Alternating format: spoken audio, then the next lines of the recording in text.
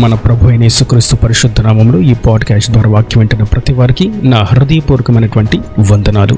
దేవుడు మిమ్మను దీవించునుగాక. ద్వితీయోపదేశ కాండము 32వ అధ్యాయము 4వ వచనం మొదటి మాట, ఆయన ఆశ్రయ దుర్గముగా ఉన్నాడు.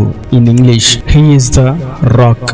మనం ప్రకటన గ్రంథంలో ఒక విషయాన్ని గమనిస్తాం. ఆ దినమున భూరాజులు, అధిపతులు, అధికారులు, రాజులు గుండెలు కొట్టుకుంటారు. ఆయన రాకడను చూచి, ఆయన దర్శనమును చూచి వారు కోల్పోయినటువంటి రక్షణను ధ్యానిస్తూ గుండెలు కొట్టుకుంటూ బండల దగ్గరకు, కొండల దగ్గరకు వెళ్ళి, మమ్మల్ని దాచండి, మమ్మల్ని కప్పండి, మహోన్నతుని యొక్క ఉగ్రత నుండి మమ్మల్ని దాచండి అని కొండల వైపుకి, బండల వైపుకి పరిగెట్టి వాటి చాటుకు వెళ్తారు అని మనం చూస్తాం. అనగా ఆశ్రయం కావాలి అనుకున్నప్పుడు ఒక ప్రాకారాన్ని చూచుకోవడము, ఒక క్షేమకరమైనటువంటి స్థలాన్ని కోరుకోవడము, దాని యుద్ధకు వెళ్ళడం అనేది సర్వసాధారణమైనటువంటి విషయం. ఇక్కడ వాక్యం సెలవిస్తుంది, మన ఆశ్రయ దుర్గము ఆయనే, మన బండ ఆయనే, మన కోట ఆయనే. ఈ ఆశ్రయ దుర్గము అనేటువంటి పదానికి మరొక తర్జుమాలో మనం చూస్తాం ఆధారశీలుడు. మన ఆధారశీలుడు ఆయనే. లోకములో అనేకమైనటువంటి ఆధారాలు ఉంటాయి, అనేకమైనటువంటి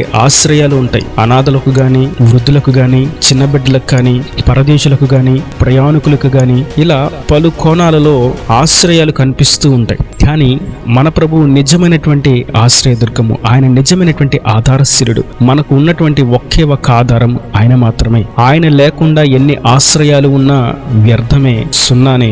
ఏమి లేకున్నా, ఏమి ఉన్నా ఆయనే మనకు ఆధారశీలుడిగా ఉంటే అది మిన్న, అది చాలు, అది శ్రేష్టము, అది ఉన్నతమైనది, అది కోరదగినది, అన్నిటికంటే కూడా అది మేలుకరమైనది. కనుక ఆయనే మన ఆధారశీలుడు. ఇప్పుడు ఆయన ఆధారశీలుడుగా ఉంటే ఏం చేస్తాడు? ఒకసారి కీర్తనాకారుడు అంటాడు, 144వ కీర్తన 1వ చరణంలో, నాకు ఆశ్రయదుర్గముగు యెహోవా సన్నతింపబడునుగాక.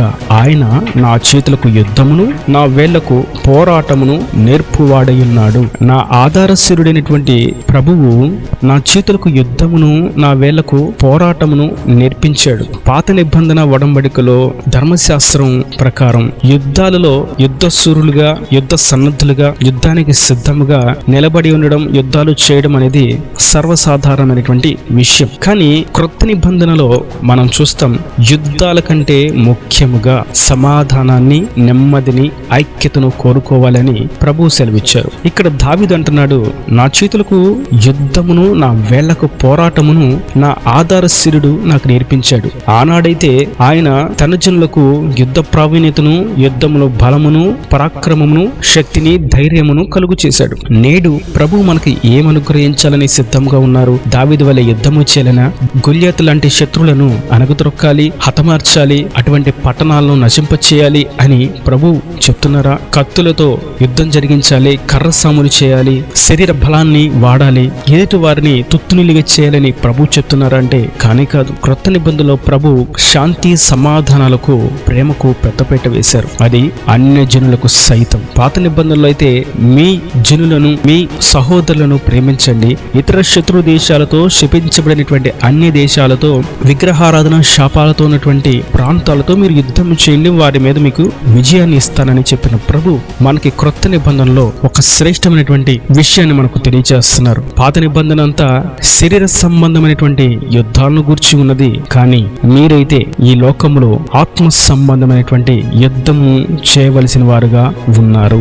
ఆయన ఆధారశీలుడిగా ఉండి, మనకు ఆధారమయ్యుండి, శత్రుల యుద్ధ నుండి మనలను ఎలాగ దాస్తాడు, ఎలాగ మనకి క్షేమాన్ని, సంతోషాన్ని కలుగు చేస్తాడు, నెమ్మదిని ఏ విధంగా ఇస్తాడు అని మనం చూసినట్టయితే ఎఫెసీయులకు రాసినటువంటి పత్రిక 6వ అధ్యాయం 10వ వచనం చూస్తాం. తుదకు ప్రభు యొక్క మహాశక్తిని బట్టి ఆయన యందు బలవంతులయ్యుండి మీరు అపవాది తంత్రములను ఎదిరించుటకు శక్తిమంతులగునట్లు దేవుడిచ్చు సర్వాంగ కవచమును ధరించుకుని. ఆనాడు దావీదుకైతే చేతులకు యుద్ధాన్ని, వేళ్లకు పోరాటమును ఆయన నేర్పించారు. కానీ నేడైతే మనం ఆ శత్రువును ఓడించడానికి, ఆ శత్రువుతో యుద్ధము చేసి శత్రువు మీద జయాన్ని చూడడానికి మనము దేవుడిచ్చు సర్వాంగ కవచమును ధరించుకోవాలి. ఆ ఆధారశీలుడు మనకు సర్వాంగ కవచమును అనుగ్రహించి మనలకు క్షేమాన్ని కలుగు చేస్తాడు. ఏంటి ఆ సర్వాంగ కవచము అని చూసినట్లయితే సత్యం అనేటువంటి దట్టి, నీతి అను మైమరవు, సమాధానం అనేటువంటి సువార్త, సిద్ధ మనసు అనేటువంటి జోడ్లను, విశ్వాసం అనేటువంటి డాలను, వాక్యం అనేటువంటి ఆత్మ ఖడ్గమును, రక్షణ అనేటువంటి శిరస్త్రాణమును కలిగిన వారముగా అపవాది అగ్ని బాణాలను ఆర్పివేసేటువంటి శక్తిమంతులుగా మనం నిలబడాలని ఆయన సర్వాంగ కవచమును మనకు అనుగ్రహించాడు. ఆధారశిరుడు మనలను కూడా శత్రు ఎదుట, ఈ లోక రాజు ఎదుట బలమైన వారముగా నిలబెట్టాలని ఆయన మన పక్షమున ఉన్నాడు. లోకపు రాజులను చూసినట్లయితే మనుషులను ఓడించి, మనుషులను బలహీనులను చేసి, వారిని భయపెట్టి, వారిని పిరికి వారిగా వారిని చూపించి, వారిని బెదిరించి వారి మీద రాజులుగా ఉండాలని కోరుకుంటారు. కానీ నా ప్రభు అయితే మనలను సైతం యుద్ధ వీరులుగా, పరాక్రమశాలులుగా సర్వాంగ కవచమును మనకు అనుగ్రహించి అలంకరించి, దేవుడు చేయవలసినటువంటి యుద్ధము, ఆయన శక్తి సంపన్నతలు మనకు అనుగ్రహించి, ఆయన పరిశుద్ధాత్మను మనలో ఉంచి, ఆయన స్వారూప్యను మనలో కలుగు చేసి, లోకము ప్రభుకు ఏ విధంగా భయపడుతుందో, లోకాన్ని ప్రభు ఏ విధంగా జయించాడో అట్టి జయమును, అటువంటి శక్తిని, ఆధిక్యతను, అధికారాన్ని ప్రభు మనకిచ్చి ఆ సర్వాంగ కవచము ద్వారా మనలను సైతం ఈ లోక రాజు ఎదుట బలమైన వారుగా ఆయన నిలబెట్టాడు. ఇది ఆధారశిరుడి యొక్క ముఖ్య ఉద్దేశము. ఈ లోకములో ఉన్నటువంటి శత్రువుని జయించడానికి ఒకప్పుడు యుద్ధాలే జరిగినాయి. కానీ నేడైతే మీరు ఆత్మ సంబంధమైనటువంటి యుద్ధములను జరిగించేవారుగా మీరు లోకమును జయించాలి. ఈ లోక రాజు అనేటువంటి అపవాదిని మీరు ఓడించాలి. వాడిని తుత్తునీలుగా మీరు చేయాలి. మీ పాదాల క్రింద వాడు తొక్కబడాలి. తొక్కబడట కాదు కానీ చితక త్రొక్కబడాలని ప్రభు కోరుకుంటూ ఆ ఆధారశిరుడు మనకు ఆధారమై ఉన్నాడు. ఆయన మనకు కోటగా ఉన్నాడు. ఆయనే మనలను వాడి నుండి తప్పించువాడుగా ఉన్నాడు. మరియు వాడిని ఓడించే శక్తిని మనకు కలుగు చేసి వారి ఎదుకు నిలబెట్టువాడై ఉన్నాడు.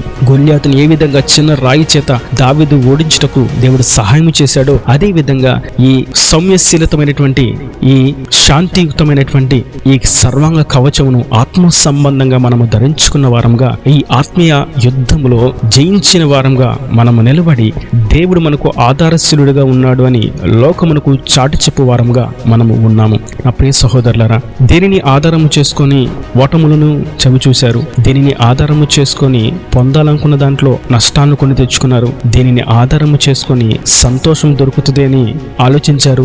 దేనిని ఆధారము చేసుకొని ఆశీర్వదించబడచ్చు అని అనుకున్నారు. కానీ ఈ లోక ఆధారాలు అన్నీ కూడా చివరకు కన్నీరునే మిగులుస్తాయి, దుఃఖాన్ని మిగిల్చి వెళ్తాయి. కానీ నా ప్రభు ఆధారశీలుడిగా ఉన్నట్లయితే, నా ప్రభువును ఆధారశీలుడిగా పొందుకున్న వారుగా మీరు ఉన్నట్లయితే, ఆయన మీకు లోకాన్ని జయించే ఆధిక్యతనిస్తాడు. సాతాను తంత్రమును తప్పించుకుని వాడిని ఎదిరించే శక్తిని కలుగు చేస్తాడు. నెమ్మదిని, సంతోషాన్ని, సమాధానాన్ని కలుగు చేస్తాడు. ఏ లోకపు తెగులు కూడా గుడారానికి సమీపించకుండా కుటుంబానికి కంచె వేసి కాపాడుతాడు.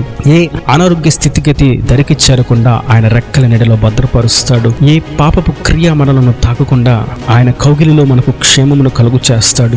ఏ సాతాను భయములు మన దరికి చేరకుండా ఆయన అగ్ని కోటలో మనకు భద్రతను కలుగు చేస్తాడు. కారణం ఆయన ఆధారశీలుడిగా మనకు ఉండుట చేత నేడు మనం ఆయనే మనకు ఆధారశీలుడిగా, ఆయనే మన ఆశ్రయ దుర్గముగా, ఆయన మన రక్షణ కోటగా, ఆయనే మన కీడముగా, ఆయనే మనం దావుకొను స్థలముగా చేసుకుని ఆయన చాటుకు మనము చేరినట్లయితే, ఆయన మన చేతులకు యుద్ధమును, వేలకు పోరాటమును మటుకు కాదు గాని ఈ లోకములో ఈ శాంతి యుద్ధములో మనకు గొప్ప విజయాన్ని అనుగ్రహించి, మనకు కొదువుగా ఉన్న, కొరతగా ఉన్నటువంటి వాటన్నిటిని సమకూర్చి, హృదయంలో సంతోషాన్ని, పెదవుల మీద నవ్వును ఉంచి, ఆయన సన్నిధిలోను, సమాజంలోను, సమూహంలోను బూదిగంతల వరకు సాక్షిగా నిలబెట్టి అనేకులకు నేను ఒకనికి ఆధారశీలుడిగా, నేను ఒకనికి ఆశ్రయదుర్గముగా ఉంటే ఏ విధంగా ఉండిద్ది అన్న సంగతి మన ద్వారా ఆయన కనపరుచుకుంటాడు. ఈయన దేవుని మాటలు ప్రతివాని హృదయంలో నిరకట్టి ఫలింపు చేయను గాక. ఆమేన్. God bless you.